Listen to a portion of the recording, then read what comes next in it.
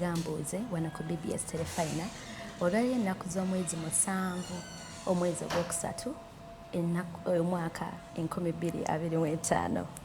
Tutandikidde mu kkooti olwaleero.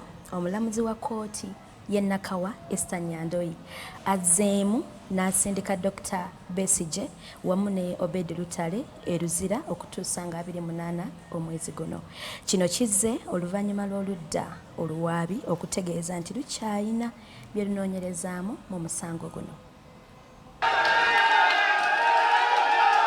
Olwaleero Dr. Kiza Besigye ne Hajji Obed Lutale n'omujaasi Captain Moses Ola bakomezeddwa mu kkooti wakati mu kusaakanya okuva mu bawagizi baabwe.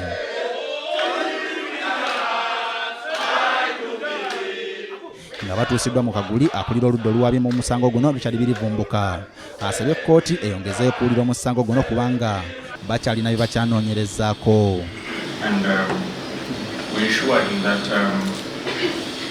The remaining inquiries are expedited to ensure the committal of the accused persons to High Court. Wabula ono bannamateeka ba Besigye bamuwakanyizza nga bagamba nti amala obudde bungi era ne bamusaba okubawako ku bujulizi bwe yakakuŋŋaanyaawo oba si kyo abapulira ku ebyo byakyanoonyerezaako ekintu kyaganye.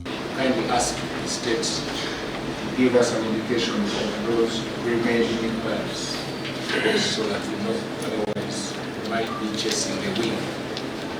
Because if it says remaining, the assumption is that some have been done. So some are remaining would be a good thing. Some of those which are remaining so that we respond. Wano omulamuzi Esther Nyandoyi akkiriziganyizza ne bannamateeka ba Besigye nti oludda oluwaabi luteekwa okubaako ku bujulizi kyokka nti si ku mutendera guno era bw'atyo n'akkiriza oludda oluwaabi okugenda mu maaso n'okunoonyereza kwe baliko era n'abawo okutuusa ng'ennaku z'omwezi 28 omwezi guno.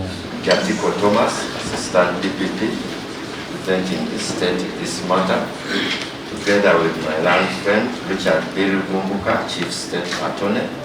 Kyokka nga bakamaliriza oludda oluwaabi nga luyita mu amyuka ssaabawabi wa gavumenti Thomas Jatiko ne Richard Birivumbuka bagudde emisango emipya ku Besigye ne Hajji Obed Lutale.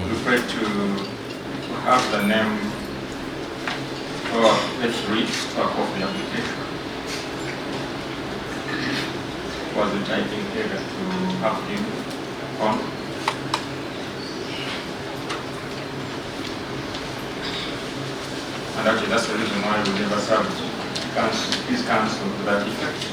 So fact will remain the application with A1 and A2. Oludda oluwaabi lulumiriza nti Dr. Kiza Besigye ne Hajji Obed Lutale bategeezebwako ku misango gino ng'ennaku z'omwezi 6 omwezi ogwokusatu bwe bawandiikira era ne bawa bannamateeka baabwe ebbaluwa ku misango gino.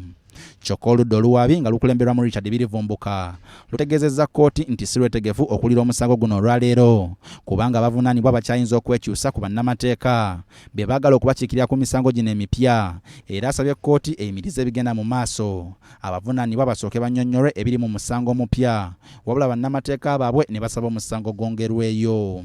Omulamuzi Esther Nyandoyi akkiriziganyizza n'oludda oluwawaabirwa n'ayongezaayo omusango guno. Tunobabuuza okuva Dr. Besigye lwe bamukwatanga 16 November last year ani abadde abuuliriza era oyo abadde abuuliriza lwaki si yabawa buwifayiro zonna bye babadde banoonyereza obujulizi ne batandikira awo era bataddemu n'okusaba kkooti ebakkirize mu Under Access to Information Act basumulule amasimu ga Dr. Besigye n'Obed Lutale za Dr. esimu 3 Obed Lutale esimu 2 nga balowooza nti zina engeri gye zaakozesebwamu obukyamu nga bikwatagana n'omusango gwe babateekako wano. Nga kkooti eno tennaddamu kutuula ku musango omupya oludda oluwaabi n'oluwawaabirwa bonna balina okuteekamu okuddamu kwabwe mu buwandiike olwo kkooti ewulira ensonga zaabwe ku ssaawa 4 ku Lwokutaano olw'ennaku z'omwezi nga 14 omwezi guno.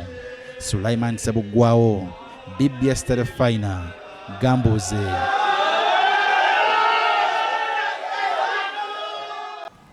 Weebale nnyo omusaasizi waffe Sulaiman Ssebuggwawo bwe tweyongera